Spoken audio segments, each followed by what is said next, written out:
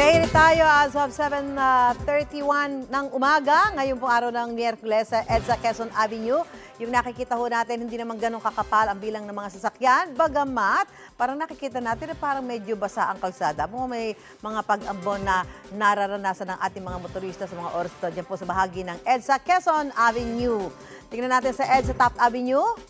Ang lagay ng trapiko, ayan, medyo makapal po ang volume ng mga sasakyan sa bahaging yan ng EDSA Taft Avenue. Nagkakaroon sila ng build-up at nakikita din naman natin na hindi naman ganun karami ang mga pasahero. Kaya mag-iingat lang ho tayo sa pagmamaneho.